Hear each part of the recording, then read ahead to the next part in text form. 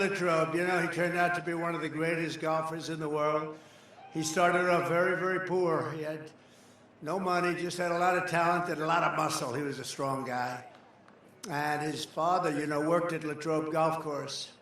And he was a laborer there. They called him in those days sod carrier. He's a very strong man. He'd carry sod.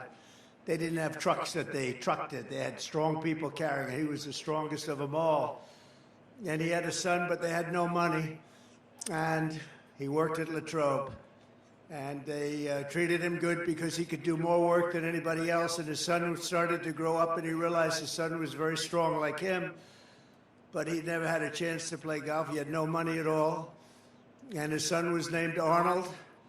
And when Arnold was 4 and 5 years old, they had no money to buy a club. He couldn't buy one club, not one. And they used to go to the back of, this was all told to me by Arnold, so I have it firsthand. They used to go to the bag room where the members were, and they took out members' clubs, and they'd use the members' clubs, 2 or 3 of them at night, late at night, and he'd hit balls with his son. And he'd watch his son every move. And he realized his son had great talent. And then his son got older and stronger, and then he got stronger and stronger, and his father started saying, wow, this is really crazy, what's going on with this kid? And finally he was able to save up enough money to get him some clubs, but they weren't strong enough. Arnold was breaking them. He'd swing a regular club and it'd break the hell out of it because he was so powerful. And they went back to the members' bags because they couldn't afford another set, and it used very stiff-shafted clubs, very strong. For those of you that aren't golfers, that's for like good golfers with power, very stiff-shafted. And he'd get better and better, and then he went to high school and he won all sorts of championships, one after another. He'd beat the rich kids, he'd kill them. He'd beat them so badly, he loved beating them, even though he was a nice guy, but he was tough. He was a tough cookie, Arnold. I got to know him really well. And he'd beat him over and over again, and then he got a set of clubs and he got even better, and he won every championship, and he got into Wake Forest. You know that, right? Wake Forest. And he was immediately, as a freshman, the captain of the team. And there was a man named Mark McCormick, and Mark McCormick founded IMG. That's a very big, one of the biggest entertainment companies in the world today. And he wanted to be a professional golfer. He didn't go to Wake Forest. He went to another college, another school, and I won't say which because honestly I didn't want to look it up. It wasn't worth it. But a good golf college, and he wanted to be a pro. He was a very good golfer, very, very good. And he had the privilege of playing Arnold Palmer in a match between Wake Forest and his college. And the way he tells it, he was playing fantastically well. Mark McCormick, a very famous man actually, founder of the biggest entertainment company. And he was playing very well, playing Arnold, and Arnold was just Arnold. He was just better than anybody else in college. And somebody shouted over to Mark McCormick, how are you playing? He said, I'm playing great, can't play better. How are you doing? I'm 6 down. And he realized at the end of that match that he would never be a pro because he could never beat a guy like this. It wasn't close. He said he was longer, straighter, chipped better, putted better, and thought better. Other than that, they were very close. But he gave it up. He said, I'm not going to be a golfer. But he went to Arnold. He said, Arnold, you're going to be turning pro and you're going to make a lot of money. And my second choice was to start representing people that are talented. And I'd like you to be my first client. And they made a deal where Arnold owned a big piece of the company. And Arnold started winning immediately. Made a lot of money for him, and Mark McCormick became the agent. And then because of Arnold's success, IMG, which you know, most of you know, it's very, very big now. Hollywood stars, everything. IMG became well known, and he started signing a lot of other players and a lot of other people. And then he started with Hollywood, and they signed Hollywood stars, and it became the biggest of those companies like William Morris and all of them. And it was all because of Arnold. Arnold owned a big piece of it. Arnold was a very rich man, and I said to Arnold, I got to know him when he was 69 years old, and I played pretty much with him, a lot of them. And as he got older, you know, when you get older, you start to lose a thing called distance. And I'm a good golfer. Not like that, but I'm a good golfer. And I felt so good because I was hitting it a little bit longer than Arnold. But he was by this time about 75, 76. And I'd hit it 4 or 5 yards past him. I said, Arnold, let me ask you, 30 years ago, 40 years ago, was I longer than you? He said, Donald, I wasn't president or close at that time. That was long before I decided to have this fund. So,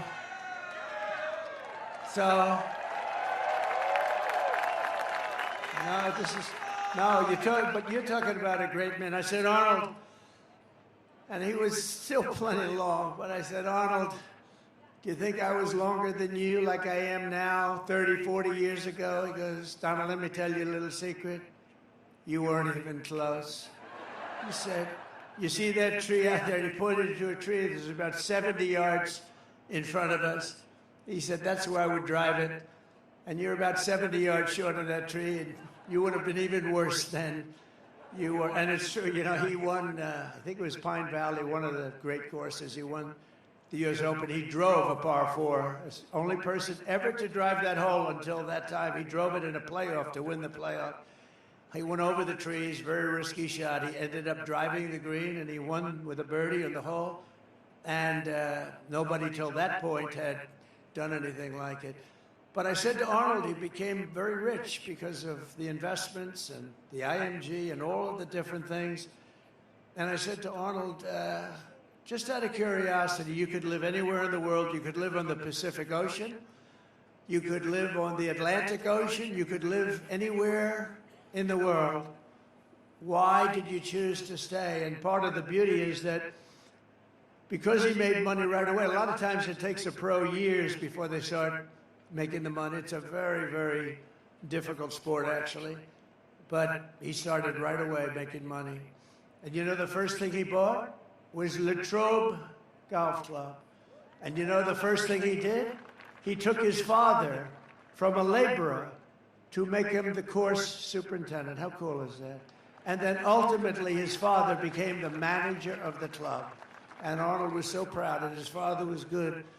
He said, one thing with my father, nobody's going to steal on me. He said that, and I said that too. I said, there's something nice. And then I took Arnold when he was quite old, in all fairness. We took a helicopter from where he was in Florida to Doral. I own Doral, which is a great place. And it's got 4 courses, many championships. Many of the best championships were at Doral. And I was building these beautiful, they call them villas, about 88 units in each one, hotel villas. And I named them after the 10 greatest golfers, including like Jack Nicklaus, Tiger Woods, Ben Hogan, Gary Player, Slammin', Sammy Snead, all great players. And I said, Arnold, I really want to name one after you. Would you like it? He said, I'd love it. I'd be honored to have that. And we flew down for the opening ceremony to cut a ribbon for the Arnold Palmer Villa. And it's, to this day, people just love it. And I'll never forget the day. He was having a little hard time. He was a little older. He hit the 80s. He hit the 80s. But he was still, when he got up there, he had that magic like nobody had. And you know, there were a few golfers that you could say maybe slightly better. A few, not many. But there was nobody that had his magic. He was a thriller. He was unbelievable. He knew how to win, and he knew how to just do whatever it was that electrified a crowd. If I had him here right now with me, this crowd would be going absolutely crazy. They'd say, Trump, get off the stage. We want Arnold Palmer to speak. He would electrify a crowd, and he would go for shots that nobody else could do, and they were risky as hell, and sometimes it wouldn't work out, but usually it did with him. He was an incredible man. He was an incredible champion, and he came from Latrobe. And so when I said a couple of days ago, I said, where are we going to be today? They said, sir, we're going to be in Latrobe. I said, do you know what that means? No, sir. What does it mean? I said, that means Arnold Palmer because Arnold told me he could be, and I knew he could be. They wanted him everywhere. Just like I wanted to name a villa after him. Everybody wanted him. He could have been in any place he wanted. He said, no, this is where I want to be. This is the place I love. I mean, how good is that, right? And he died a very proud owner of this course, and he was always tinkering with it. I said, Arnold, what are you doing? He said, well, I'm moving the whole 4 yards back. I said, nobody knows the difference, Arnold. He said, I don't care. I love it. I love this place. He could not get enough of Latrobe. So, you know, I've been here before, and I've told the story before, not in this kind of detail. Because, you know, you have these teleprompters. If I would read it off a teleprompter, it wouldn't be so good, right? And it would be a lot shorter. It wouldn't be as good. And I didn't want to do that. I said, when I come here, I'm going to tell them the real story of Arnold. But Arnold Palmer was all man. And I say that in all due respect to women, and I love women. But this is a guy that was all man. His man was strong and tough. And I refuse to say it, but when he took showers with the other pros, they came out of there, they said, oh my God, that's unbelievable. I had to say it. We have women that are highly sophisticated here, but they used to look at Arnold and say, man, but he was really something special. Arnold was something special. So I just want to tell you, you're very lucky, the people that live in Latrobe, and it's an honor for me to be here because of him. And he was actually he was a great man, and I don't think there would be golf to the extent that you have it today. It probably wouldn't be that way without the great Arnold Palmer. So enjoy it, everybody. Enjoy it. And I had to tell you the shower part of it because it's true. What can I tell? We want to be honest. We want to be upfront. It's true. But I'm thrilled to be back in this incredible Commonwealth with thousands of proud, hardworking American patriots. I'd like to begin by asking a question.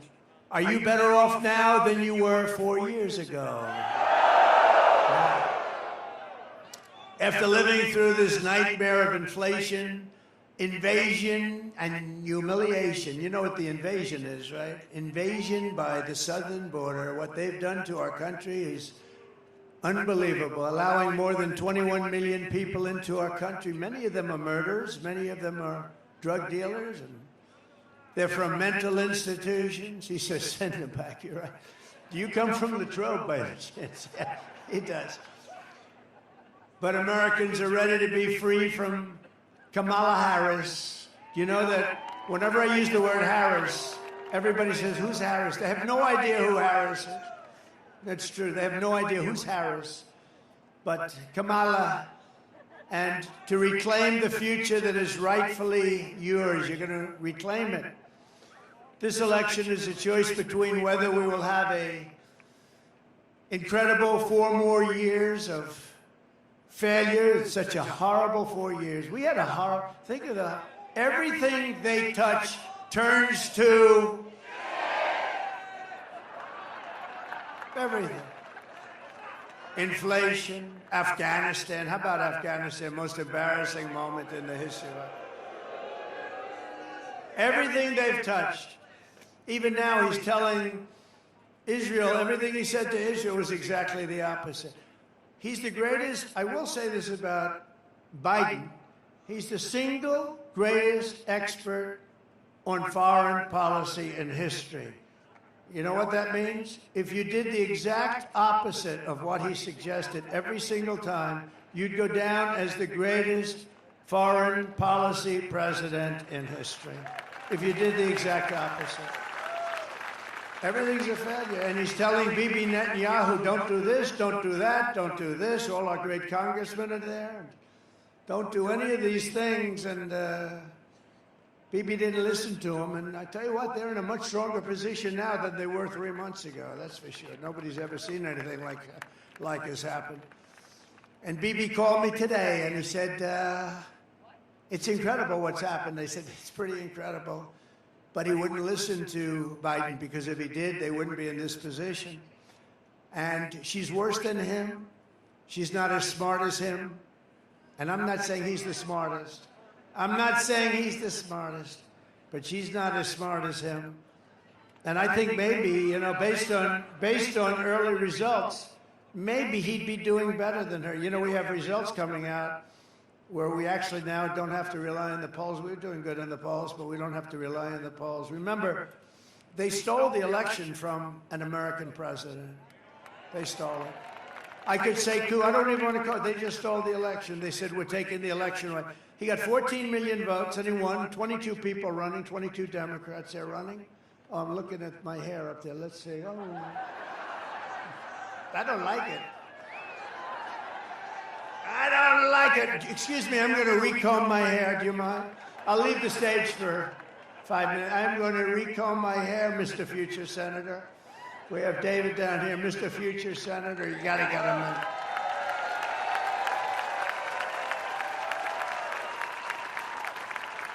You're doing good, too.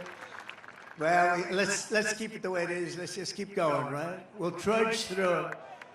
But this election is a choice between whether we will have 4 more years of failure and disaster, and that's what it's been. It's been failure. We're disrespected all over the world. They're laughed at all over the world. They're laughing at him and they're laughing at her. The other night they had Catholic Charities. They had the biggest event, the Al Smith dinner. It's the biggest event of the year for Catholics.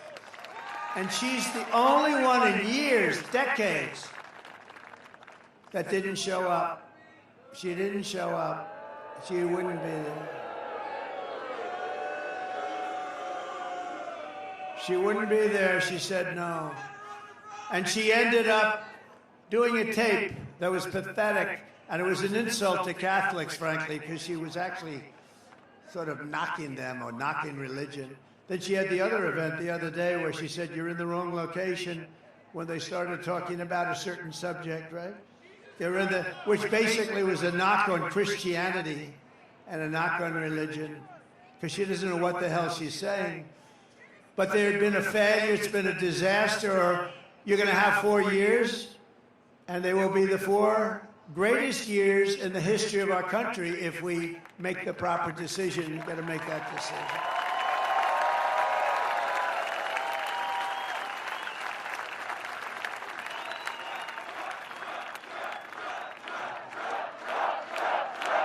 Thank you.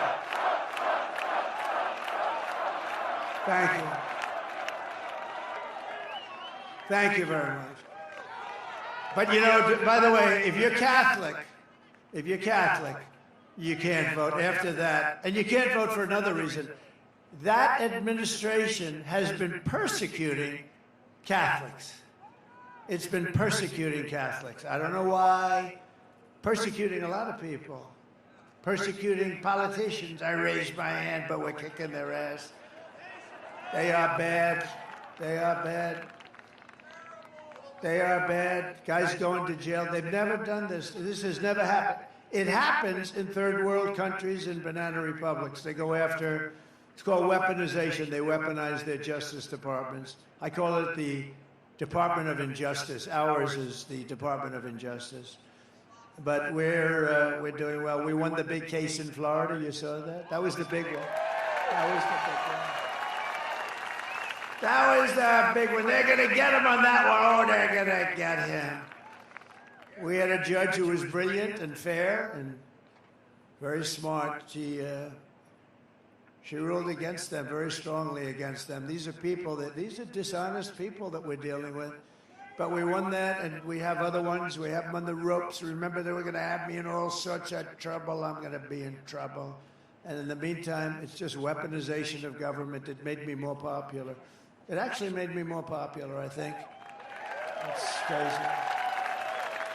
Because people can see, and they're smart, and we could sometime explain it, but one after another, you had Fani, F-A-N-I, which is usually pronounced Fanny, and she added a little action to it, Fani.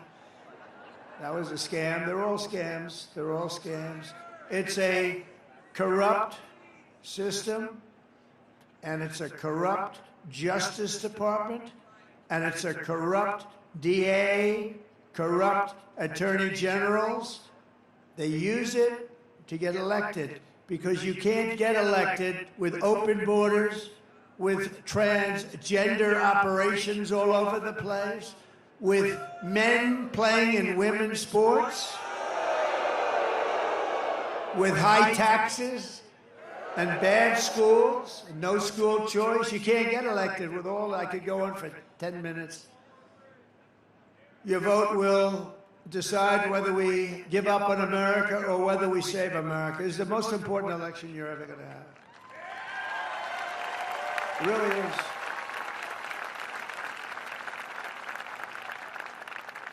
By the way, how nice is this place? Isn't it beautiful? Look, people as far as you can see, they give you a little extra security nowadays. Do you notice it? Hey, I got more machine guns than I've ever seen in my life. Look at these guys. Hey, hey, hey. I got more machine guns.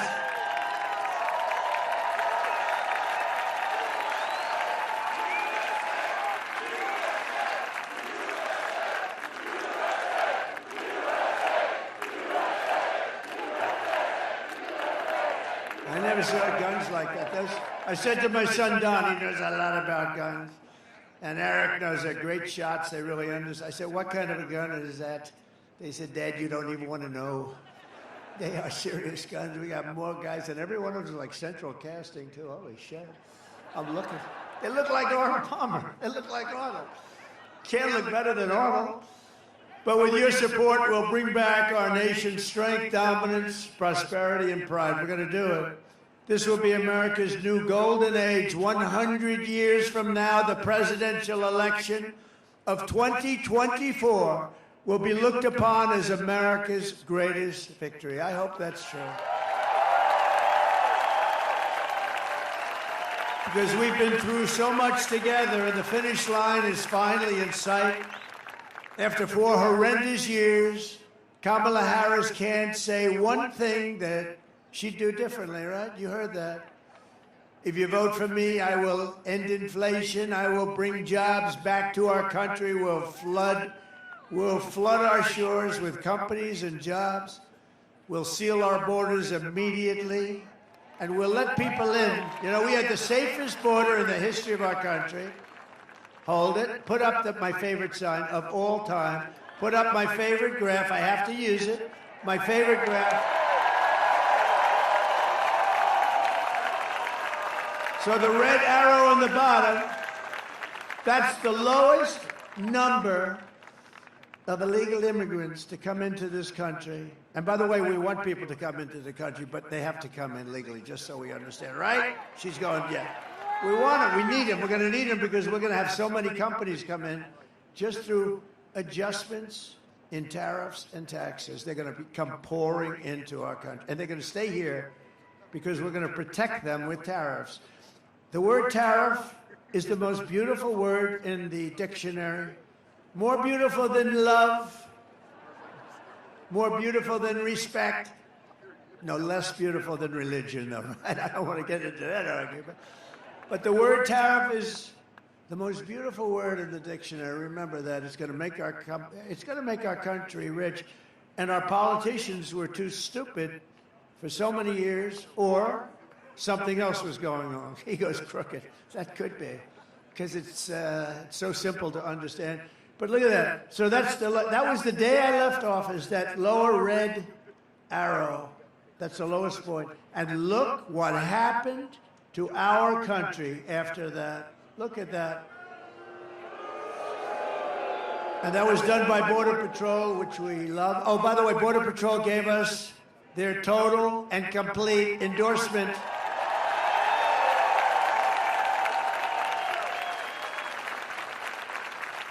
And it's hard. You know, they're not actually supposed to do it. They said, well, let them take all 29,000 of us and let's see what happens to this country. No, they're not, in theory. You know, you work for the government. They couldn't help. And they said she's horrible. They said she's horrible. It wasn't just, they said, you're the greatest president in the history of our country. Some only said the greatest in our lifetime. They had a unanimous endorsement from everybody. And they said at the same time, she's the worst we've ever had by far. And now she's running. And I tell you, I think that the border, I was just saying to Byron Donald's in the plane, right, Byron? I was just in up, Byron. What a great guy.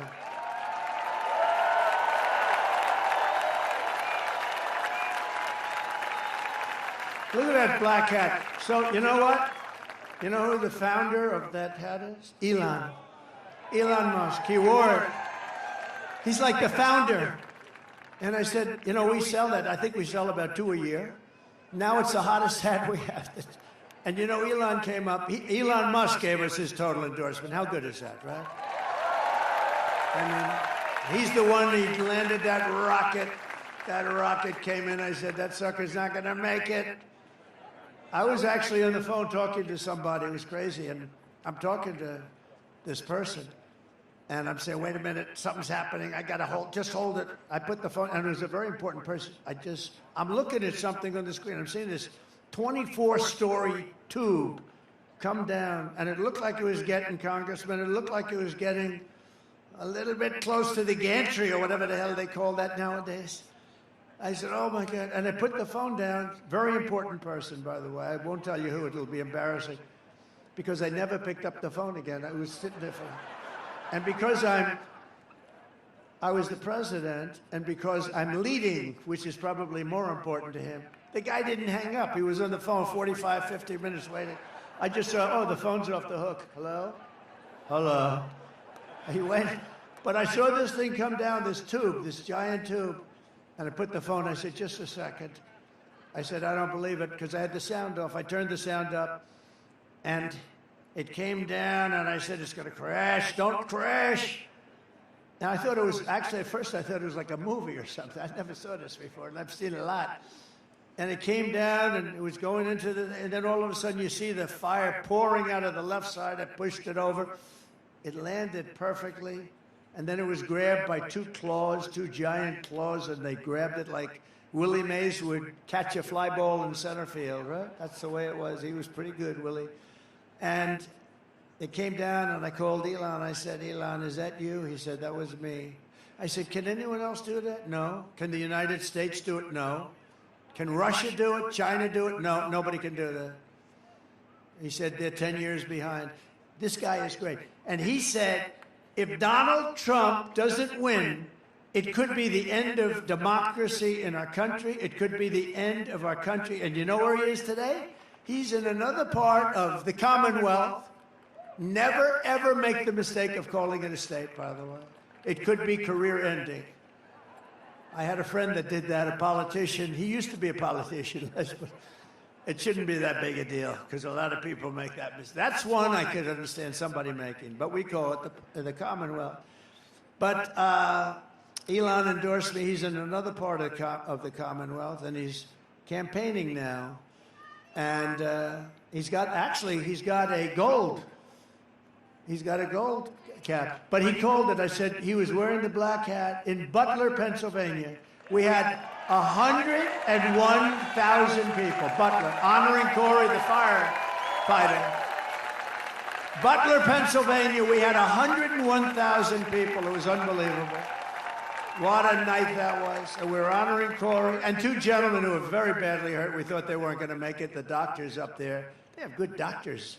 These are good doctors. I don't know if they call them country doctors, but whoever they are, they were good, because these were two men that were not the two great supporters who were not supposed to make it, and they made it, and they made it. They'll be okay. But Corey didn't make it, and we honored Corey. It was the most beautiful evening, right? We had a moment of silence, and then we had the bells of Notre Dame, right? Notre Dame playing. And then we had an opera singer who sounded just like Pavarotti. I mean, the guy was unbelievable, and he sang Ave Maria, and the whole place was crying. It was crazy. I'm looking at the audience. Some of my friends were there, almost as tough as the football players that we have. We have some of the great football players. Almost as tough. I don't know if you guys would, but they were tough cookies.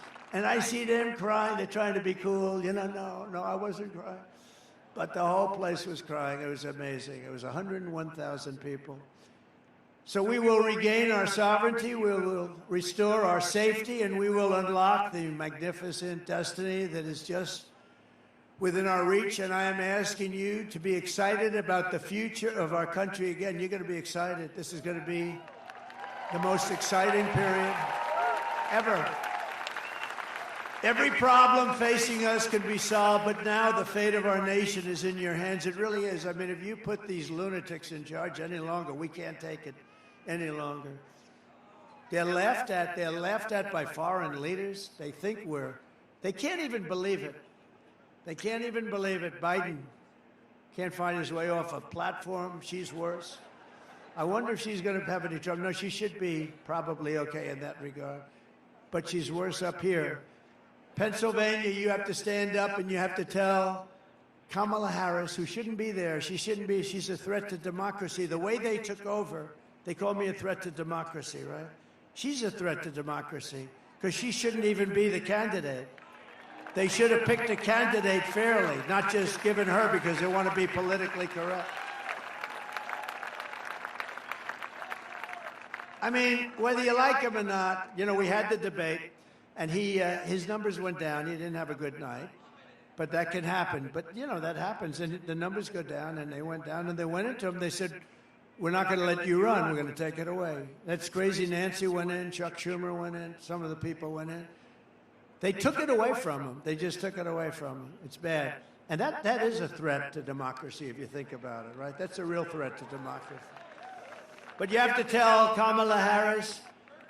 And by the way, I think he would have, let's see what happens, and I may be wrong, but let's see what happens. I think he might have done better than she's going to do, because all we had to do is expose her as a lunatic left, further left than Pocahontas. Do you know who Pocahontas? Elizabeth Warren.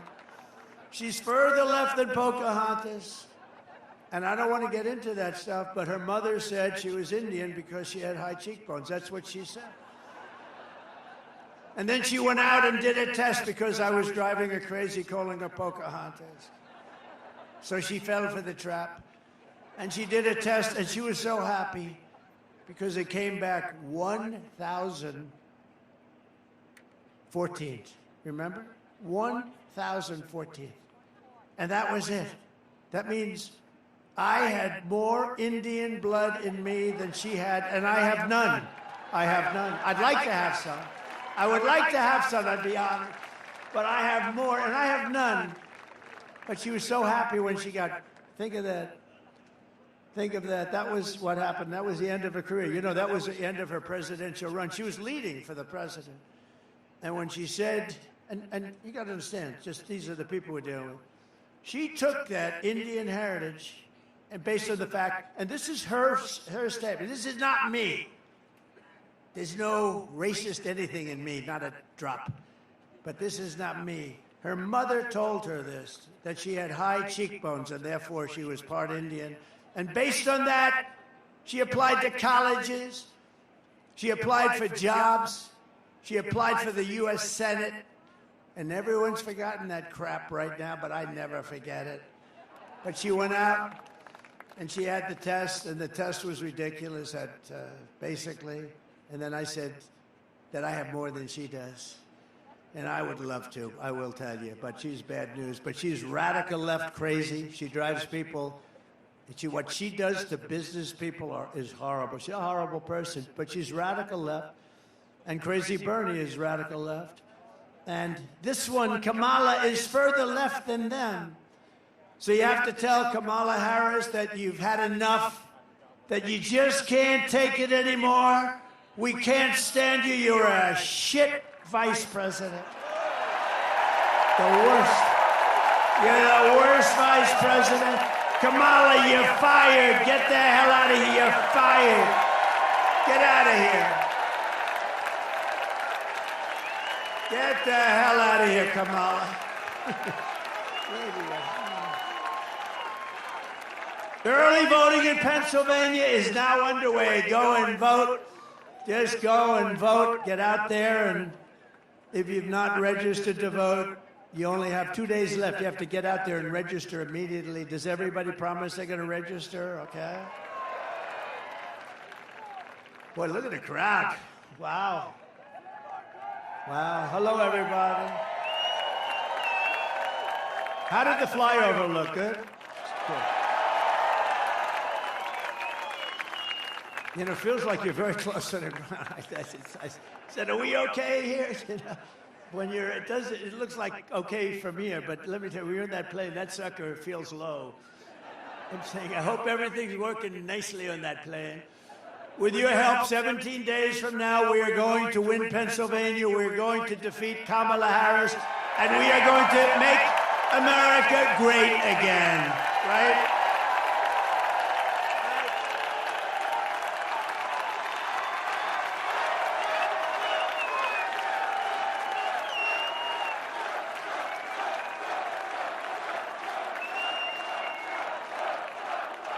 And I'm in big trouble tonight. You know why? Franklin Graham wrote me. You heard this. Like 2 months ago, he said, President, we love your stories. We love your speaking. We love everything about you. You're a great Christian. We love everything about you. But, sir, please, please don't use any bad language, bad words. He said, your stories will even be better. And I wrote it back. I said, I'm going to try and do that. But actually, the stories won't be as good. Because you can't put the same emphasis on. So tonight I broke my rule. I've done it for weeks, but tonight I just said, look, I'm in Pennsylvania. What the hell? What the hell? I went to school here. I went to school. I went to the great Wharton School of Finance here. What a great school that was, too. What a great school. So if we win Pennsylvania, we win the whole damn thing, right? And starting on day one of my new administration, I will end Kamala Harris's war on Pennsylvania energy because you know she's going to ban, fracking, right? 100%. You know, she was against fracking, against all this stuff, and then all of a sudden about a year and a half ago when she was getting killed in the polls, she said, I like fracking very much. Look, they always go back to what they want. They always go back. She can't help it. She's a radical left Marxist. She can't help it. But we're going to end that, and we will frack, frack, frack, and drill, baby, drill. We're going to drill, baby, drill. We're going to be drilling so deep. We're going to be, for these guys, we're going to drill. We're going to take out so much money. We're going to pay down our debt. We're going to lower your taxes. You know, I gave you the largest tax cut in the history of our country. And the biggest regulation cuts in the history of our country. And we had the best economy in the history of our country. And we had the best border in the history of our country. Other than that, what the hell? I did other things, too. I rebuilt the military. And unfortunately, they gave a lot of it away to the Taliban. These geniuses, these stupid people like Milley, General Milley. Remember his performance in Congress? General Milley and Mattis, all these guys, what a bunch of lightweights. But we have great generals, but they're the ones you don't see on television. They're the ones that actually have to fight. Like, we defeated 100% of the ISIS caliphate with great generals and we have a great military, but not the ones you see on television. Not the movie actors that you see. Kamala has said repeatedly she wants to ban fracking, which would kill over 500,000 jobs in Pennsylvania alone. Watch this. There's no question I'm in favor of banning fracking. I am committed to passing a Green New Deal and finally putting an end to fracking once and for all. If they fail to act as President of the United States, I am prepared to get rid of the filibuster to pass a Green New Deal. I am offering a Green New Deal that has been described as one of the most aggressive and progressive. Well, he's going to bring the Green New Deal up for a vote. Yeah, I will vote for it. It is a resolution. I believe that the underlying principles behind it are sound and important. What is the solution for voters who have jobs and interests in the fossil fuel industry? Giving the workers an ability to transition into the jobs of the future. Can you afford it? Of course we can afford it. It's not about cost.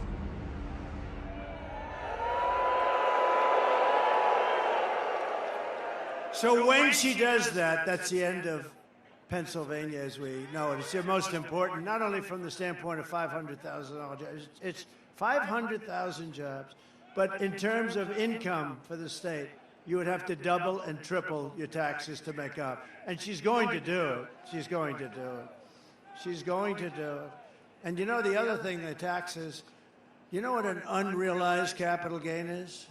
Okay? It's called, I'll tell you what it is, communism is what it is. So she wants to have a tax, so capital gains tax is terrible, rough, but you know, you sell something, you can pay the tax. She wants an unrealized capital gain every year so that if something goes up in value, now you have to go out, it'll be a great business for appraisers and for lawyers and for accountants. Other than that, it's a disaster. She wants an unrealized, and she refuses to say that, no, we're not going to do that. No, she refuses. Think of it. It's an unrealized gain she wants to, so she wants to tax an unrealized gain. This woman is crazy. I will terminate the Green New scam immediately. It's the greatest scam in history. I will stop the energy price hikes. I will rescind the natural gas export ban, which is killing your state, by the way. And we will have energy independence. You know, we were energy independent 4 years ago. Think of it. Energy independent. We're still going to be energy dominant. And I will cut your energy and electricity prices in half within 12 months of taking office. 50%. We have it. It's under our feet. We don't have to get it from Venezuela. We get it from Venezuela. It's not even believable. The whole thing's not believable. For most of American history, Pennsylvania was the commercial and industrial powerhouse of the United States. But year after year, globalist, radical left politicians and incompetents like Kamala Harris have waged a war on your Commonwealth. They've annihilated your steel mills, decimated your coal jobs, assaulted your oil and gas jobs, and sold off your manufacturing jobs to China and foreign nations all over the world. Under the Trump administration, we are going to take back what is ours. We will end the looting and pillaging of Pennsylvania and many other states all over our country. We will bring back our manufacturing jobs, our energy jobs, our coal jobs, our steel jobs, and our dreams. And it's all very simple. Starting in January, we will give our companies the lowest taxes, the lowest energy costs, the lowest regulatory burdens, and free access to the best and biggest market anywhere on the planet, but only if they make their products right here in America. If they don't, they have to pay a higher tax. And only if they hire American workers for the job, and they will. They'll all be coming. They'll be pouring in. If these companies don't make their product here, then they will pay a tariff when they send their products into the United States for the privilege of competing with our workers and our cherished companies. We're going to protect our workers and our company. It's all very simple. We don't do any of this now. I was going to do it, and then COVID came, and I said, we got to fight that one. We did a great job with that. We got a great, you know, I got great credit for the economy, for the military. We were in no wars. Think of it. I started no wars. Everybody thought I'd be like in a war. I'll be in a war in 2 days. No, it didn't work out. My personality stopped wars. Stopped wars. It stopped wars in countries that we weren't even involved. I was able to stop wars with other countries that we weren't even that involved with just by making a couple of phone calls. I saved a lot of lives. We will call this policy the Build It in America plan, because when foreign leaders and CEOs call me up to complain about our tariffs, my answer will be very simple to them. Build it in America, build it in Pennsylvania. We're going to build a lot. We're going to have all those hulks that you have all over the place, the big empty hulks that we have all over our country. They're going to be loaded up with companies. They'll probably be, honestly, they'll be ripped down, and you'll see modern buildings built, modern manufacturing built. The centerpiece of this plan will be a 15% made in America corporate tax rate, cutting the tax from 21% to 15%, but again, only for those who make their product in the USA. And remember, I got it down to 21. Everyone said it would be impossible to get approved by Congress. I got it approved by Congress, but I got it down to 21. It was close to 40%.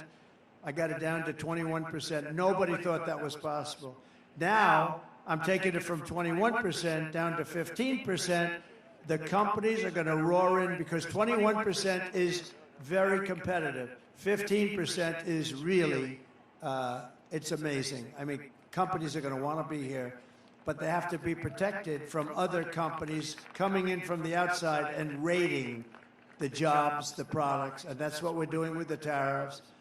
And for those companies who don't make their product in America, they will be forced to pay a very stiff tariff, and we will make it and take it. Hundreds of billions of dollars are going to come in through tariff dollars to benefit American citizens, and we're going to pay off debt and reduce your taxes still further. Again, I gave you the biggest tax cut in history. We'll be able to do it still further. And remember this, for decades, nobody paid, China never paid 1 penny, not 1 penny to us until I came along. They paid hundreds of billions of dollars in tariffs and taxes under me, under Bush, under Obama. They never paid. They never paid anything, nothing, not a dime. Hundreds of billions of dollars they paid. And that's just the beginning. We're a rich country, but we don't know how to be rich. We just don't know how to be, but we're going to be rich, and we're going to be richer than ever before. We're going to take care of ourselves. It's going to be America first. It's also going to be we'll help the world. We want to help the world. But it's time that we take care of ourselves. We owe $36 trillion. We're going to take care of ourselves.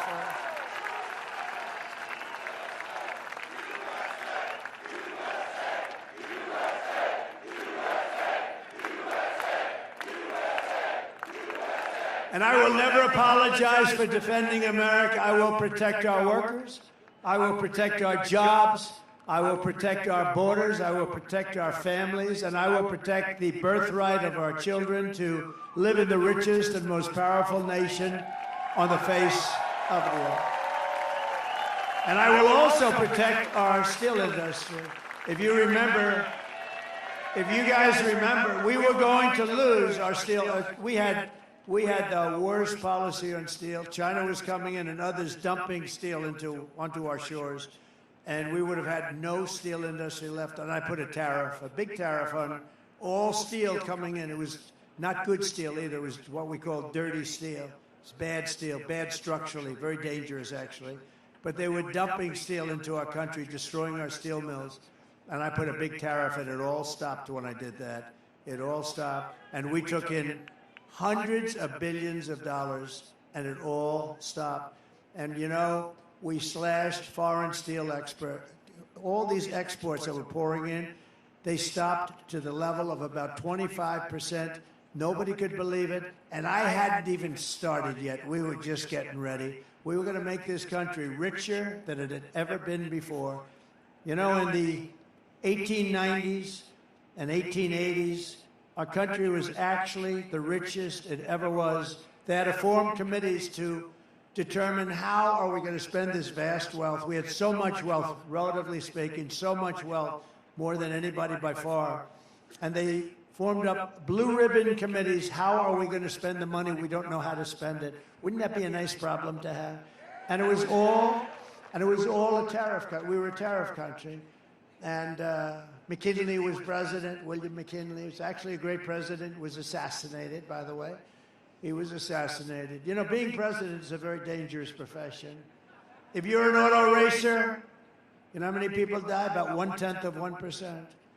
If you're a bull rider, that's dangerous. That's more dangerous than playing in the NFL, right, fellas? What do you think?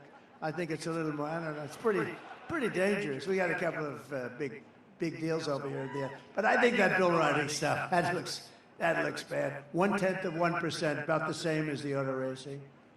If you're president, take a look. It's about 5%, 6%. That's a lot better. But it's only good if you want to do one thing. You want to make your country strong and wonderful and great, and that's what I'm doing. But it is a dangerous profession, and we can't let it be a dangerous profession. We have to have better everything. We have to have better respect from countries that look at us because we have to let them know. I'm still waiting for Biden to say, if you do anything to this guy that I hate Trump, but if you do anything to him, we're going to blow your country to pieces, and then you wouldn't need all this glass up here. You wouldn't need all the glass. And other presidents have said that. And even if it's your opponent, and even if it's somebody that helped them force you out of an election, which I didn't want to do, but you got to do that regardless, opponent or no opponent. You got to let a country know that you're going to play around, we're going to blow you to pieces, and then everything will stop. It'll be amazing. But today I'm honored to receive the endorsement of 3 union locals representing U.S. Steel, Mon Valley. And if they want, I'd like to call them up to the stage, including union leaders Brian Pavlak and Richard TK and Jason Zugais. Would you come on up here, fellas?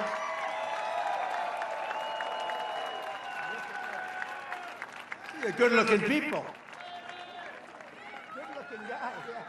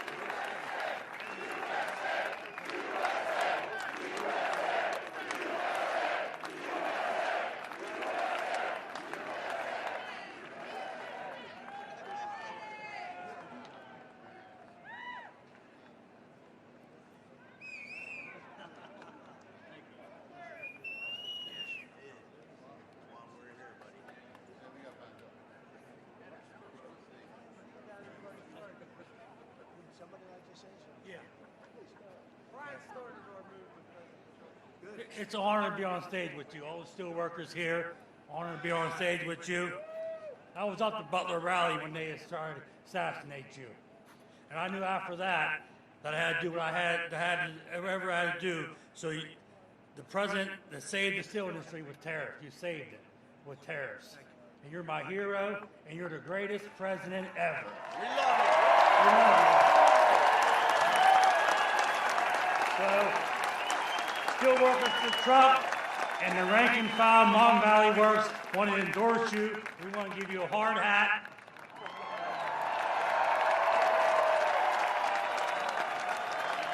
And also another hat, too. Well, thank you, President Trump. Thank you. Yes. Such an honor. We want that no tax on overtime. Yeah. No tax on overtime. That's a good one. Yeah. You know, the steel workers work a lot of overtime. You never even heard about that. No. No child support on overtime. That's an honor. You think you're a good. Just put the hard hat on. No child support on overtime. Could we get a picture with you? Yeah, let's go. Come on. Let's do it real fast, fellas.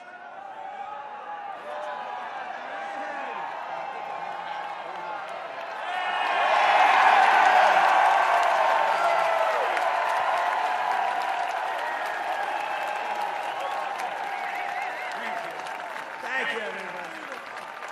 Thank you. Let's take a picture. Come on. Got it? They've got it outside. Okay, he's got it right there. Let's go. We got to get that. Thank you. Good job.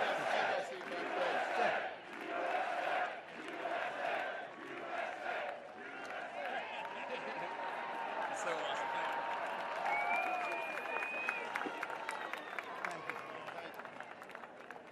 Thank you very much. That's a lot of strength up here. A lot of great people, actually. I'm also thank you very much. Have a good time. Thank you. Thank you very much. Thank you very much. They said you did stay. We really did. We saved the steel industry in this country. Now we're going to make it really powerful again, along with autos. Great guys, great people. Those are great people. I'm also, and that have been beaten up for a lot of years unfairly because we had stupid politicians or corrupt politicians. I'm not sure which. I'm also honored to have the overwhelming endorsement of the rank and file membership of the Teamsters. That never happened before.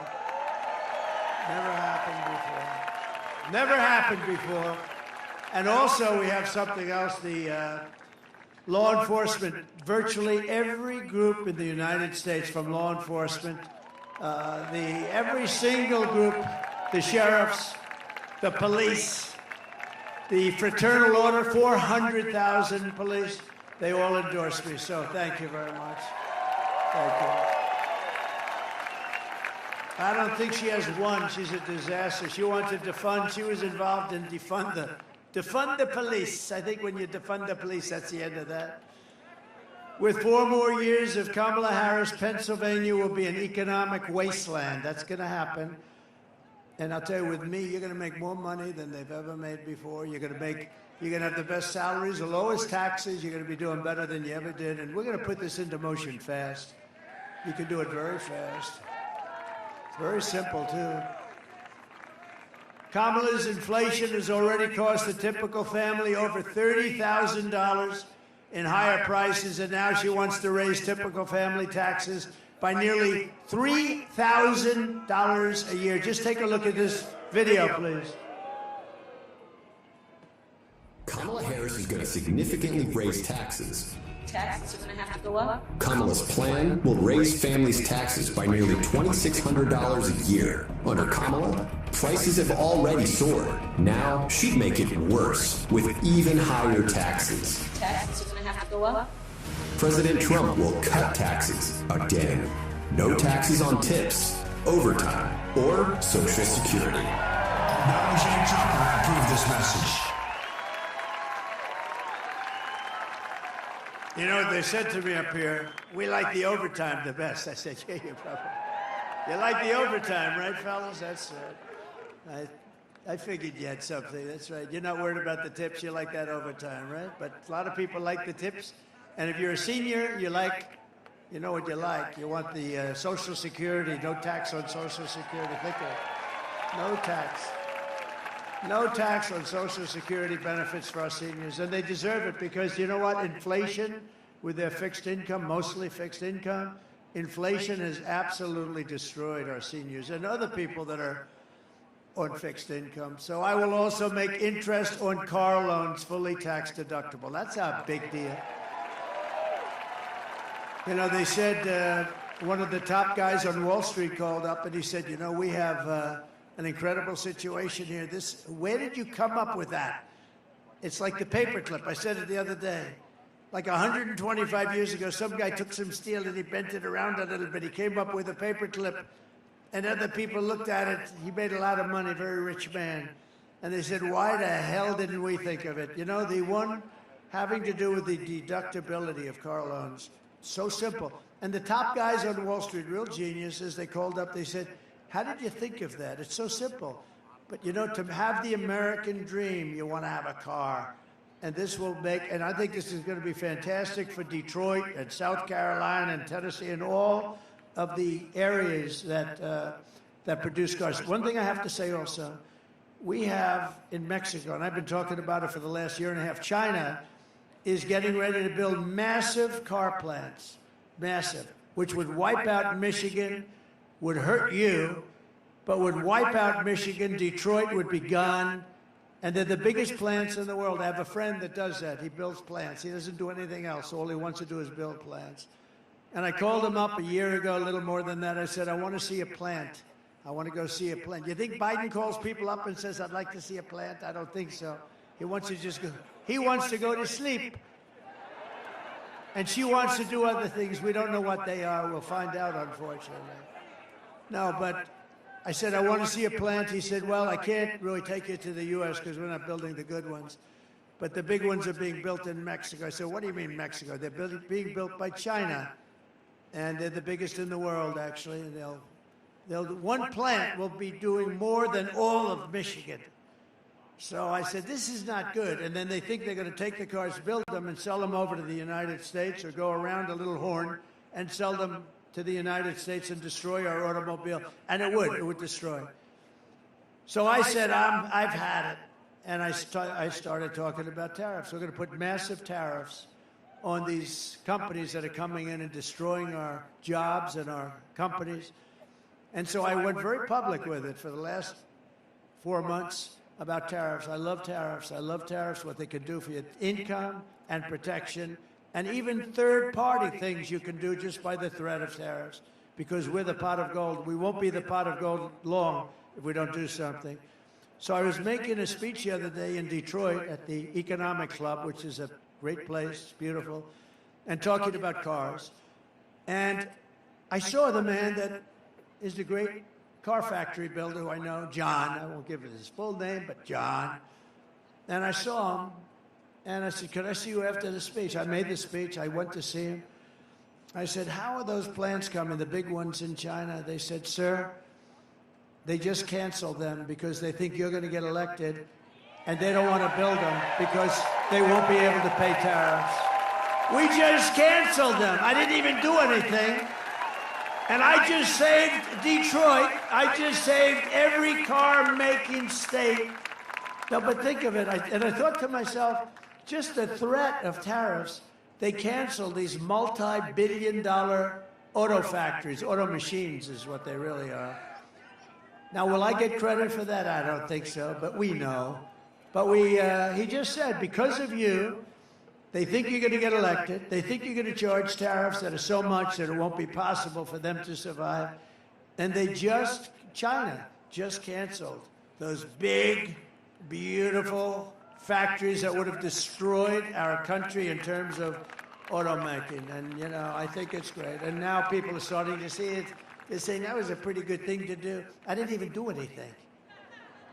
Just the mere threat of that beautiful word kept what we have. Don't forget, a lot of it's been taken over 50, 60 years. We were the greatest powerhouse. We will have that back soon. I think we can compete with it. We will have that back soon. We're going to have so many auto plants and so many steel plants built in this country now.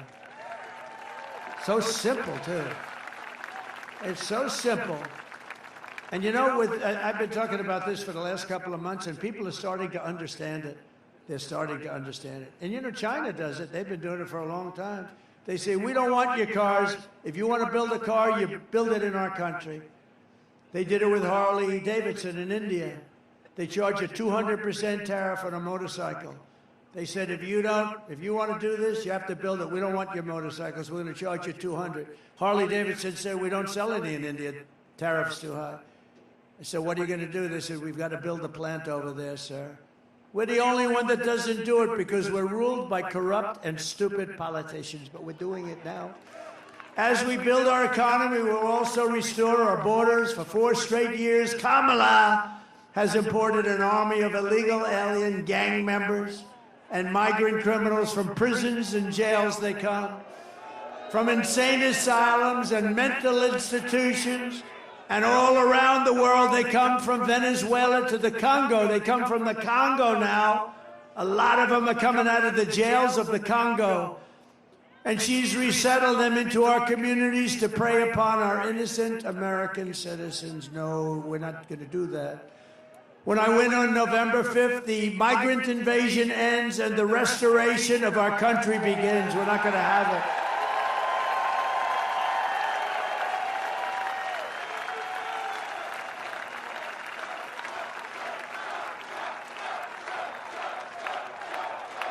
Thank you.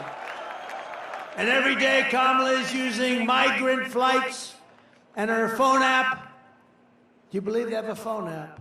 For the criminal cartels to call up, hello, this is Jose Rodriguez. I'd like to know, where do I dispose of my illegal migrants? And they tell you where to drop them. Can you believe it? The only thing worse are the flights. They have planes flying over our border, big, beautiful Boeing 727s, 737s, and just like that beautiful plane over there, isn't it a pretty plane? 757s, 767s.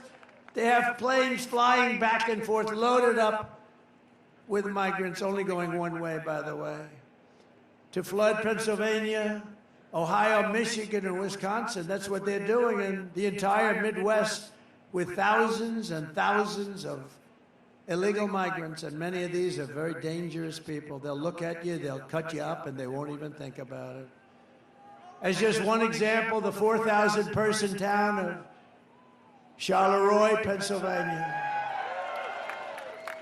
has seen, listen to this, a 2,000% increase in the population of illegal migrants.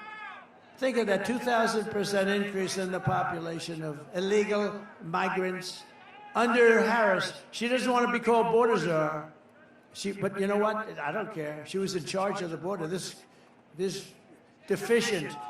mentally deficient president put her in charge of the border. And she never went there, not once. And she never, when the Border Patrol last week endorsed me so strongly, I asked them, how often did you speak to her? You were dealing with her.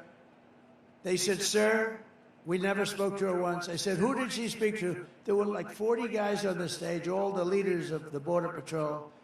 She said, not one of them did she speak to, not one. Pennsylvania is not going to take it anymore. One of the deadliest and most vicious migrant gangs that Kamala has imported into our country is the savage Venezuelan prison gang, Tren de Aragua. Has anyone heard of it? You've heard of MS-13? These are right in the same category. You don't get any meaner or tougher. But they're taking over apartment complexes, like I do. I'm in the real estate business also, isn't it? They do it differently. They do it with guns. I do it with financing. And unleashing a violent terror spree all across America. This is happening all over. Let's watch.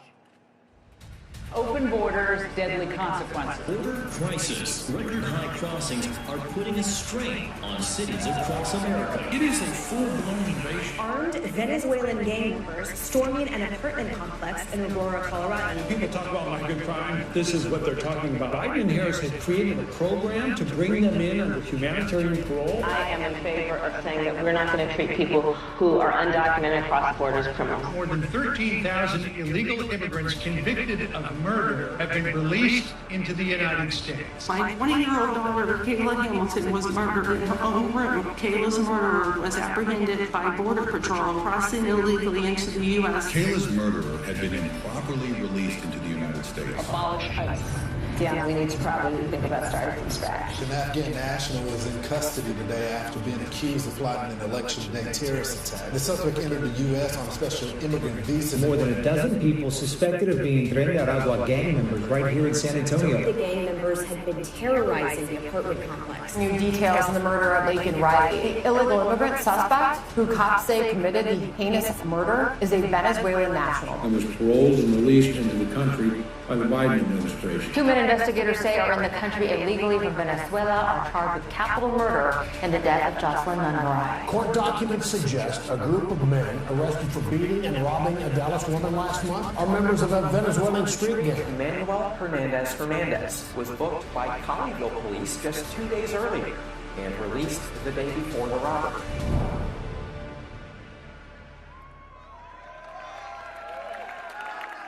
And it's that way all over America.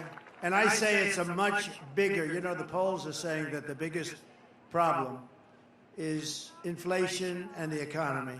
I say that's a bigger problem. I'd move inflation and the economy to number 2. That is a bigger problem because that's destroying the fabric of our country. The United States is now an occupied country. But November 5th, 2024 will be Liberation Day in America. It's going to be Liberation Day.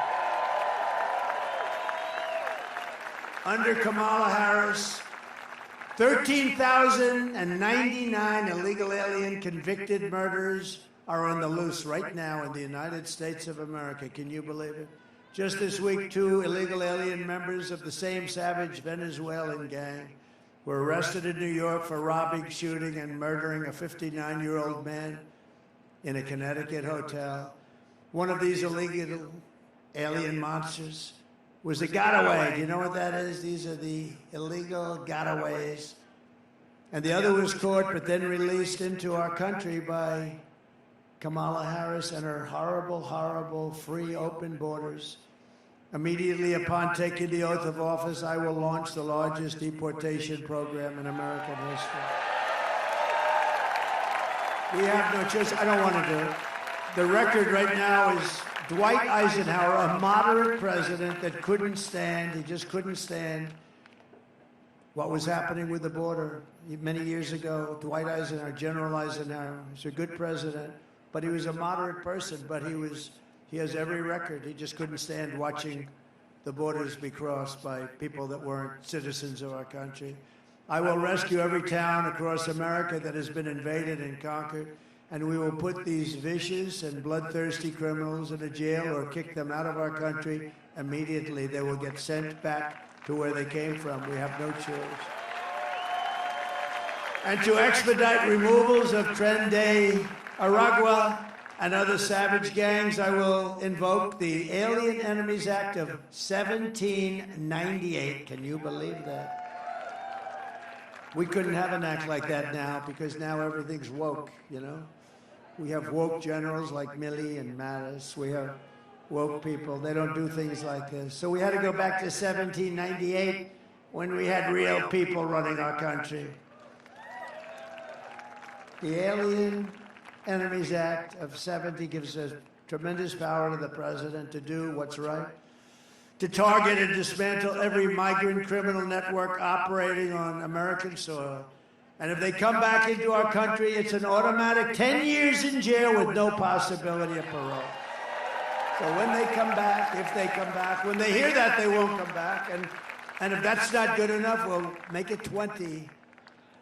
And I'm also calling for the death penalty for any migrant that kills an American citizen or a law enforcement officer.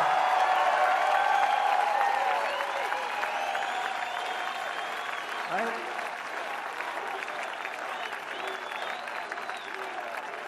Kamala's invasion is also bankrupting Medicare and Social Security. She wants to give millions of illegals the benefits you work for your entire lives. And by the way, by talking about education, Social Security, all of the different benefits, that's why people are pouring up into our country. If you say you're not going to get it, they won't come. They're coming because we say, come on up, like that idiot governor from California, Gavin Newsom. Gavin Newsom. Did you see the other day he signed a bill that you are not even allowed to ask a person whether or not they have voter ID. If you ask them, it's a criminal penalty. If you say, sir, I'd like to see your voter ID, they want to put you in jail for saying that. We're not going to stand. I'm going to get that thing overturned so fast. He just signed the bill. Because we want, ultimately, one-day voting. We want paper ballots, we want voter ID, and we want proof of citizenship. And we're finished. And we'll have quick, fair elections that will cost 8% of the cost of these very beautiful, fancy machines that go up to Mars and around and down and all over the place. You ever see this? Where the machines, we spend all this money on machines, and then they announce, we expect to have the results like 7 days after the election. If you had paper ballots, you get them at 10 o'clock. France went to paper because what we did didn't work. The mail-in ballots didn't work. France had them, and you know what didn't work? There was a lot of theft, a lot of things going on. They went to paper ballots, same-day voting, 38 million votes. Everything was done by 10 o'clock in the evening. No people complaining, nothing. I will protect for a fraction, by the way, for a fraction of the cost. I will protect our seniors and ensure that federal benefits are for Americans only. I just want them to be only for Americans. Kamala is telling you, if you vote for her, it's 4 more years of the same. Take a look. Would you have done something differently than President Biden during the past 4 years? There is not a thing that comes to mind. I stood there on the tarmac watching you shut your watch. The chaotic and deadly U.S. evacuation from Afghanistan stunned Americans and the world and cost the lives of 13 U.S. soldiers. Would you have done something differently? There is not a thing that comes to mind. More than 13,000 illegal immigrants convicted of murder have been caught at the border and then released into the United States. An Afghan national is in custody today after being accused of plotting an election day terrorist attack. The suspect entered the U.S. on a special immigrant visa. Gut-wrenching new details of the murder of Georgia nursing student Laken Riley. The illegal immigrant suspect, who cops say committed the heinous murder, is a Venezuelan national who crossed the unsecured southern border back in 2022. Two men investigators say are in the country illegally from Venezuela are charged with capital murder and the death of Jocelyn Nunnery. A fifth illegal immigrant accused of attacking two New York City police officers over the weekend showed no remorse or regret. Would you have done something differently? There is not a thing that comes to mind. Only 18% say the economy is in excellent or good condition. U.S. inflation has hit a new 40-year high, increasing by 9.1% over the financial year. The cost of homes have spiked. Home buyers need to earn 80% more than they did in 2020 to afford a house. Were you the last person in the room? Yes. That's it. Huh? You do nothing different than the worst administration in the history of our country. The happiest person in life. He just turned over 100 years old now. He's over 100. He turned a few weeks ago. Jimmy Carter. He's the happiest man around. You know why? Because he looks brilliant compared to this administration. The Carter administration is brilliant compared to these people. He didn't destroy our country at the border. Pennsylvania, if you want to end this disaster, you must get out and vote. You have to go and vote. Get everybody you can. And ladies and gentlemen, we can start really well. As a man, I'm going to call him up real quickly. His name is David McCormick. He is a great man. Been successful at everything. He's smart. He's tough. Everything he did turned out to be great, and I think this is going to be just a start. Vote for him for the Senate. Your particular senator right now is a total stiff. Thank you. Who says he's my best friend? He just announced he's for me with tariffs. I don't know the gentleman. This is the guy that's going to do it. David McCormick. Thank you, Mr. President. Well, Mr. President, it all comes down to Pennsylvania. It all comes down to the Keystone State.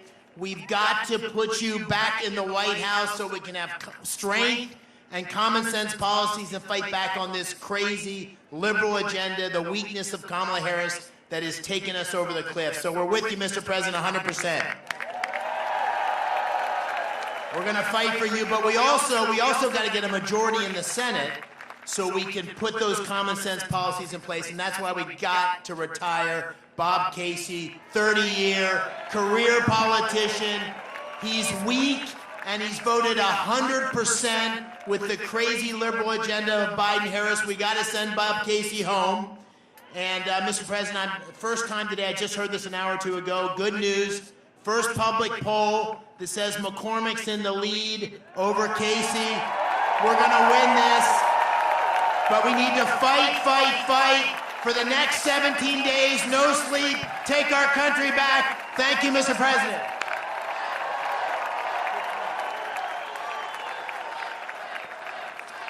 Thank you very much, David. David's a good man, and he's going to really represent you, and he's going to work with us on getting the taxes down, etc. We're also joined by Representatives John Joyce, great guy. Where's John? Hello, John. Dan Muser, who's fantastic, my friend, all my friends, and Byron Donalds of Florida.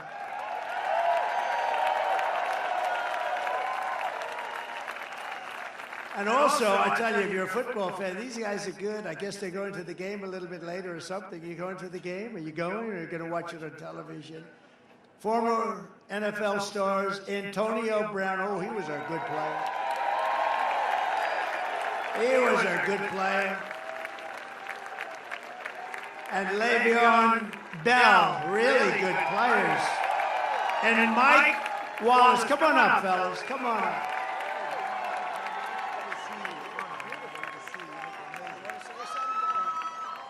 Let's vote for Trump, baby. Make some noise for the president.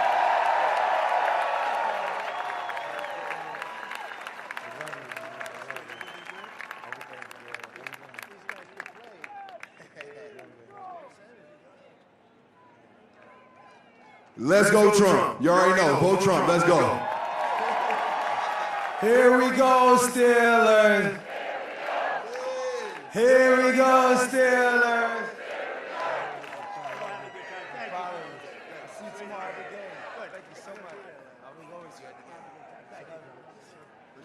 Thank you. They look good. We're also deeply honored to be joined by Gold Star family members of the service members, several of them who gave their lives in Afghanistan. So horrible. So horrible that this had to happen. They're friends of mine. Many of the families are friends of mine. I've gotten to know them over this, and it's just horrible. Should have never happened, would have never happened. Corporal Hunter Lopez and his family is here. We're honoring these people. Corporal Humberto Sanchez. Staff Sergeant Taylor Hoover. Sergeant Nicole G. And Corporal Kareem Nikui.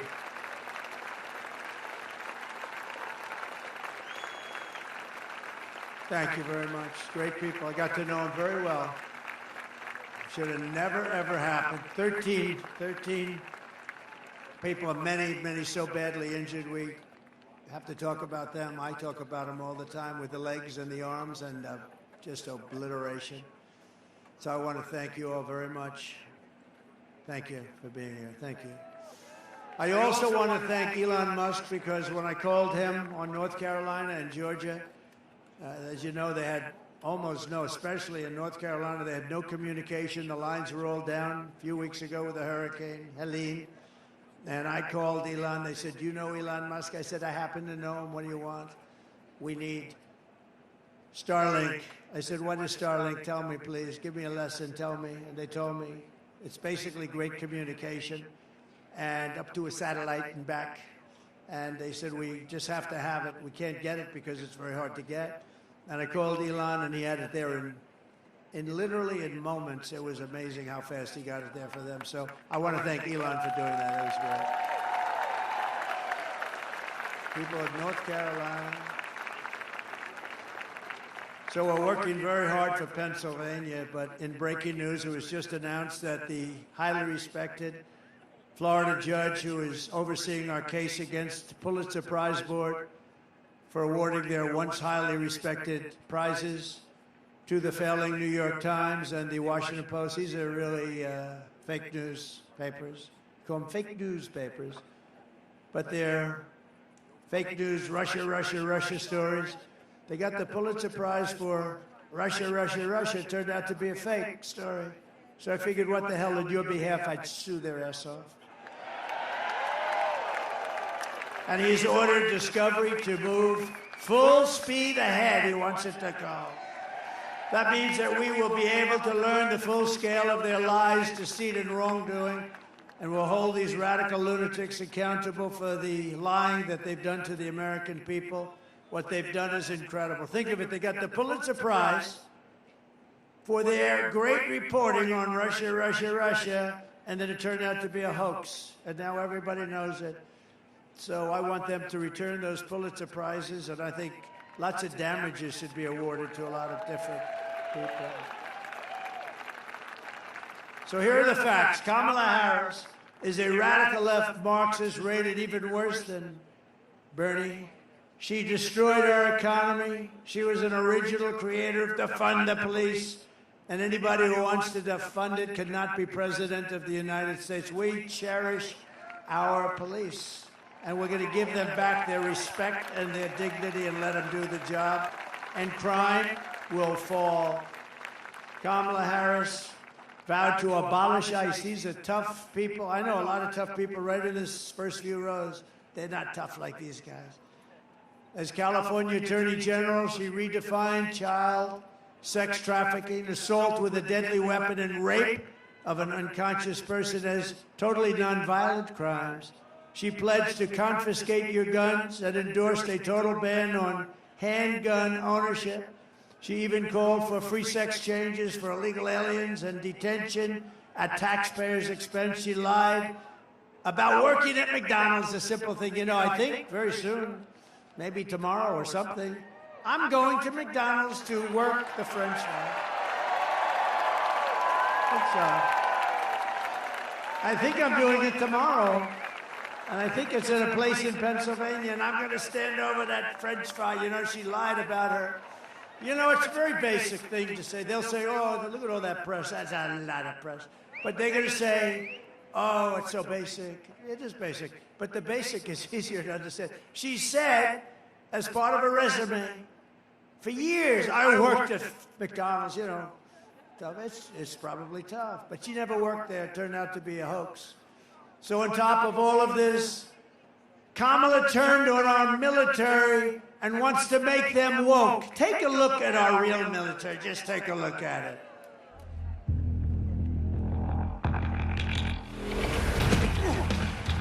You little scumbag! I got your name! I got your ass! You will not live! You will not die! You will learn by the numbers! Happy Pride.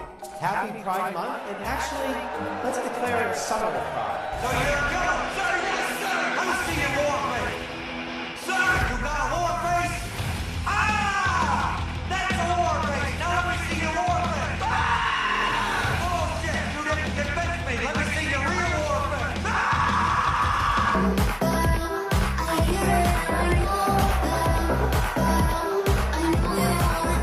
You will be a weapon. You will be a minister of death, ready for war. But until that day, you are huge. You're the lowest form of life on earth. You're not a human fucking being. You're nothing but unorganized, grabastic pieces of amphibian shit. Abracadabra, these bitches know I got answers the way I Trust me, like the best part, you ran down, cracked your mom's ass, and ended up with the brown stain on the bathroom.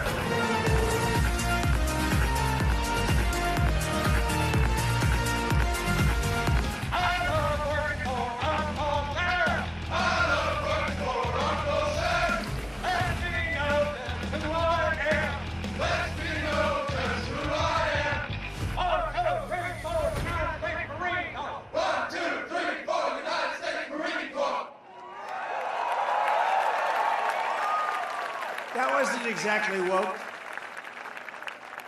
So in conclusion, and thank you for being here, everybody. This is beautiful.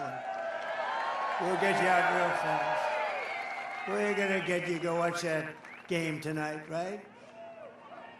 We really do appreciate this kind of crowd and love. The love that we've had is incredible. But with your vote this November, we are going to fire Kamala Harris.